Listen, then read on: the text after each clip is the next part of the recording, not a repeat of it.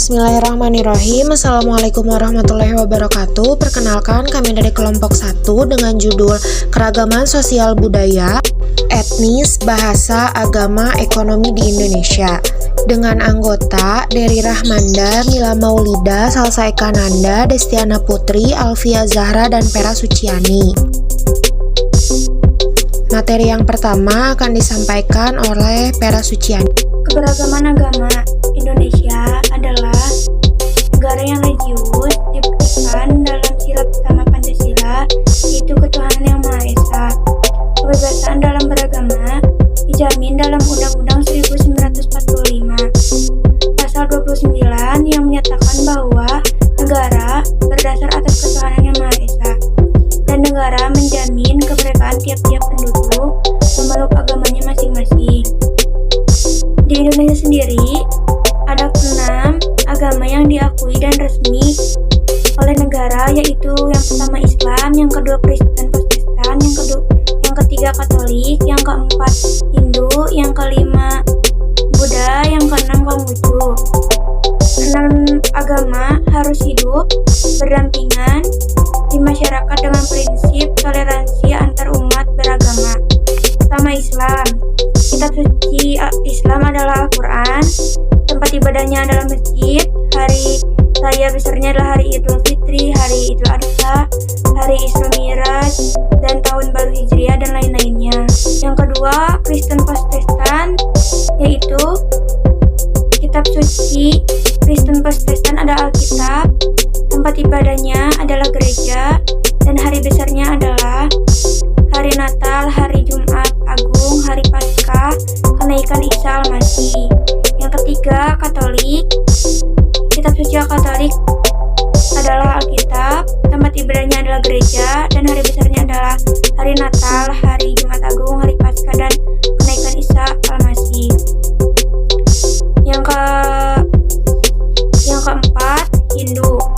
Kitab suci Hindu adalah Veda, tempat ibadahnya adalah Pura, dan hari besarnya adalah hari Yepi, hari Sarawasti, dan hari Pagarwasi.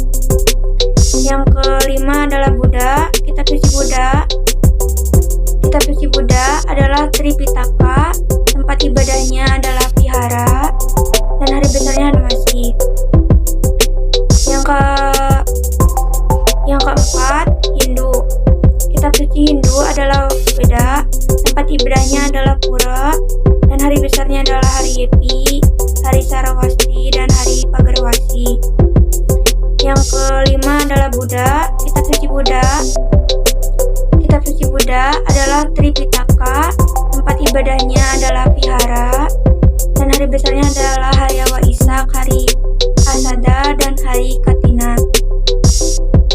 Yang keenam, kitab suci Konghucu adalah Sungwucing, tempat ibadahnya adalah Litang atau Kleteng, dan hari besarnya adalah tahun baru Imlek dan Cap Gome. Indonesia memiliki agama yang beragama karena menurut sejarah zaman dahulu, kekayaan alam Indonesia menarik pedagang-pedagang dari bangsa lain untuk datang ke Indonesia. Di samping berdagang, mereka juga menyebarkan ajaran agama, misalnya Hindu dan Buddha dibawa oleh para pedagang bangsa India yang sudah lama berdagang dengan Indonesia. Kemudian agama Islam dibawa oleh para pedagang Gujarat dan Persia sekitar abad ke-13. Ajaran agama Kristen dan Katolik dibawa oleh para pendatang dari Eropa, sedangkan Konghucu diperkenalkan oleh para pedagang dari Cina. Masuknya agama-agama yang dibawa oleh para pendatang tersebut serta dasar negara yang ada, maka bangsa Indonesia menganut agama yang beragama sesuai dengan keyakinan masing-masing dan saling menghargai satu sama lain. Assalamualaikum warahmatullahi wabarakatuh. Perkenalkan, nama saya Dery Rahmanda dari kelas A3 dengan NIM 210600254. Di sini saya akan menjelaskan tentang keragaman sosial budaya yang ada di Indonesia. Assalamualaikum warahmatullahi wabarakatuh. Perkenalkan, nama saya Dery Rahmanda dari Prodi PGSD dengan NIM 210600254. Di sini saya akan menjelaskan tentang keragaman sosial budaya di Indonesia. Indonesia memiliki keragaman sosial budaya. Keragaman tersebut antara lain: pertama, keragaman suku bangsa.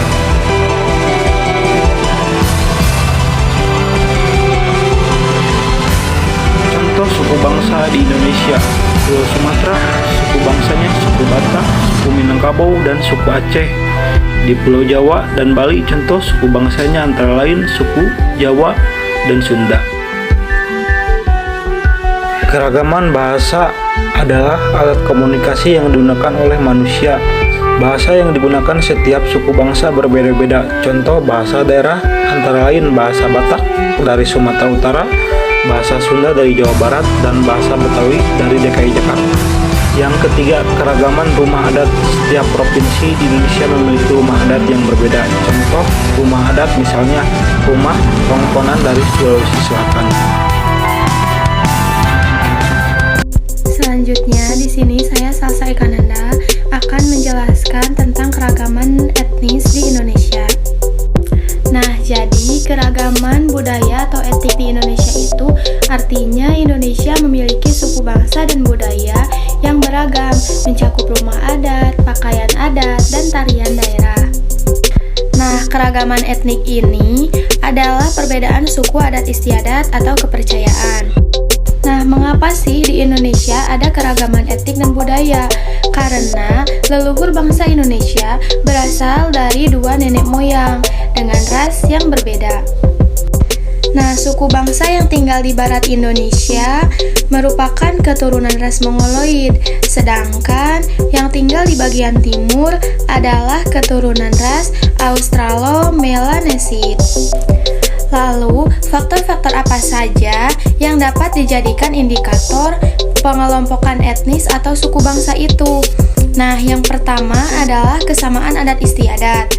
Lalu, ada kesamaan bahasa, kesamaan ciri fisik yaitu kulit coklat, rambut keriting, mata sipit, dan lain-lain, serta kesamaan tempat asal atau geografis. Jadi, dapat disimpulkan bahwa etnis itu semacam pengelompokan dari manusia berdasarkan kepercayaan adat istiadat, bahasa, norma, dan sejarah. Nama saya Alfia Zalfa Kuroro Aini dengan NIM 21060155. Ekonomi Indonesia.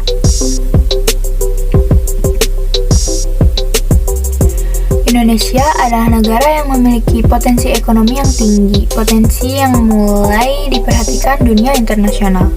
Indonesia memiliki ekonomi terbesar di Asia Tenggara dan memiliki sejumlah karakteristik yang menempatkan negara ini dalam posisi yang bagus untuk mengalami perkembangan ekonomi yang pesat. Selain itu, dalam beberapa tahun terakhir ada dukungan kuat dari pemerintah pusat untuk mengekang ketergantungan Indonesia pada ekspor komoditas atau ekspor mentah, sekaligus meningkatkan peran industri manufaktur dalam perekonomian. Pembangunan infrastruktur juga merupakan tujuan utama pemerintah dan yang perlu menyebabkan efek multiplier dalam perekonomian. Pemerintah Indonesia di bawah kepemimpinan Joko Widodo yang dilantik sebagai Presiden Indonesia yang ke-7 pada bulan Oktober 2014 telah menerapkan beberapa reformasi struktural yang bertujuan pertumbuhan ekonomi jangka panjang tetapi menyebabkan rasa sakit jangka pendek. Misalnya, sebagian besar subsidi bahan bakar minyak atau BBM telah berhasil diberhentikan. Prestasi yang luar biasa karena sebelumnya pemotongan subsidi BBM itu selalu menyebabkan kemarahan besar dalam masyarakat. Dibantu oleh harga minyak mentah rendah dunia. Selain itu, pemerintah menempatkan prioritas tinggi pada pembangunan infrastruktur. dibuktikan dengan anggaran infrastruktur pemerintah yang meningkat tajam. Dan investasi dibuktikan dengan program-program deregulasi yang dirilis dan insentif fiskal yang ditawarkan kepada para investor. Apa yang menjelaskan pertumbuhan ekonomi makro Indonesia yang kuat? Yaitu sumber daya alam atau komoditas yang beragam dan melimpah. Populasi generasi muda berjumlah banyak dan sedang berkembang. Stabilitas politik yang relatif. Pengelolaan manajemen fiskal yang bijaksana sejak akhir tahun 1990-an. Lokasi yang strategis terhadap perekonomian raksasa Cina dan India. Upah tenaga kerja yang rendah. Indonesia adalah pasar berkembang, berarti ada banyak yang perlu dibangun atau dikembangkan.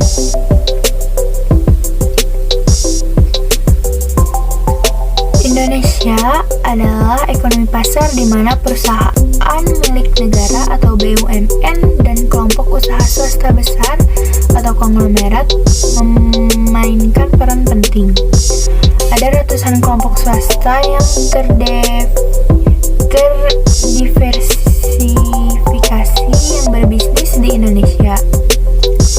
Namun mereka merupakan sebagian kecil dari jumlah total perusahaan yang aktif di Indonesia. Bersama dengan para BUMN, mereka mendominasi perekonomian domestik.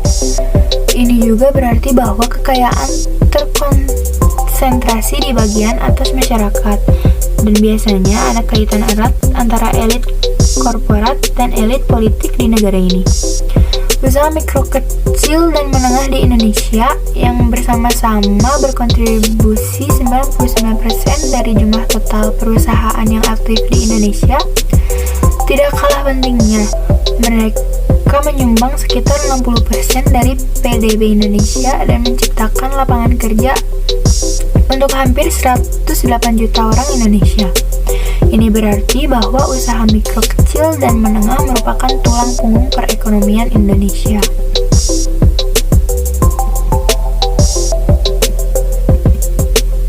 Jenis-jenis usaha bernilai ekonomi ada pertanian, perkebunan, peternakan, perikanan, pertambangan, perindustrian, perdagangan, dan kehutanan. Baik, di sini saya akan memaparkan materi mengenai bahasa. Nah, bahasa memiliki dua arti. Arti yang pertama yaitu bahasa adalah sistem komunikasi manusia yang dinyatakan melalui susunan suara atau ungkapan tulis yang terstruktur untuk membentuk satuan yang lebih besar seperti morfem, kata, dan kalimat. Sedangkan menurut arti yang kedua, bahasa adalah bentuk semiotika sosial yang sedang melakukan pekerjaan di dalam suatu konteks situasi dan konteks kultural yang digunakan baik secara lisan maupun secara tulis. Peran bahasa. Peran bahasa dalam kehidupan masyarakat berdasarkan pengertiannya, bahasa termasuk sistem perlambangan yang dipakai secara timbal balik dan dibentuk atas unsur-unsur bunyi ucapan manusia. Hal ini diungkapkan dalam buku Khazanah Antropologi tahun 2009, terbitan Pusat Pembukuan Departemen Pendidikan Nasional. Bahasa juga merupakan bagian dari kemampuan manusia yang paling dasar, sekaligus menjadi ciri utama spesies Homo sapiens. Menurut para ahli bahasa, meskipun binatang mempunyai kemampuan menggunakan simbol atau tanda untuk berkomunikasi, tetapi sistem komunikasi tersebut bukan merupakan bahasa. Berbeda dari binatang, manusia mampu mempertukar ucapan lewat bahasa untuk berinteraksi dengan sesamanya. Jadi, fungsi utama bahasa ialah memenuhi kebutuhan komunikasi di antara sesama manusia. Selain itu, dalam kehidupan manusia, bahasa juga sangat terkait dengan perkembangan budaya. Ada 3 faktor yang menunjukkan peran bahasa dalam perkembangan budaya, yaitu: pertama, bahasa sebagai unsur budaya. Setiap aktivitas dalam kehidupan manusia memiliki unsur bahasa di dalamnya. Maka, untuk memahami perkembangan sebuah kebudayaan, terlebih dahulu perlu diteliti perkembangan bahasa dalam masyarakatnya. Yang kedua, bahasa sebagai penanda stratifikasi sosial. Bahasa dapat menunjukkan pola hubungan dan stratifikasi sosial di suatu masyarakat. Contoh, dalam kebudayaan Jawa, anak berbicara dengan orang tua menggunakan bahasa Jawa krama atau bahasa halus. Sementara ketika bercakap dengan yang sesama usianya, orang Jawa memakai bahasa ngako atau bahasa kasar. Ketiga, bahasa sebagai simbol budaya suku bangsa. Bahasa dapat menunjukkan simbol budaya di suatu suku bangsa. Hal ini terbukti dari keberadaan dialek atau logat bahasa yang beragam dari berbagai suku bangsa. Hal ini disebabkan oleh adanya perbedaan secara geografis dan pelapisan lingkungan sosial antar suku bangsa dalam kehidupan masyarakat. Bahasa memiliki 4 fungsi secara umum dalam kehidupan masyarakat. Bahasa punya fungsi utama sebagai alat komunikasi, namun bahasa juga bisa memiliki sejumlah fungsi lainnya. Yang pertama yaitu bahasa sebagai alat ekspresi dari diri sejak kecil. Manusia menggunakan bahasa sebagai sarana mengungkapkan dan mengekspresikan diri pada orang tua. Di tahap permulaan tumbuh kembang, bahasa anak-anak berkembang sebagai alat untuk ekspresi diri. Yang kedua yaitu bahasa sebagai alat komunikasi yang dipakai buat menyampaikan maksud tertentu agar bisa dipahami orang lain. Perbedaan fungsi bahasa jadi alat ekspresi diri dan sarana komunikasi ada pada tujuannya. Yang pertama, sekedar untuk mengekspresikan diri agar diketahui oleh orang lain. Adapun saat berkomunikasi, penggunaan bahasa disesuaikan dengan orang yang diajak bicara dengan tujuan supaya maksud dari bahasa mudah tersampaikan. Yang ketiga yaitu bahasa sebagai alat integrasi dan adaptasi sosial saat beradaptasi di lingkungan sosial baru. Setiap orang akan memilih bahasa yang digunakan tergantung situasi dan kondisi yang sedang dihadapi.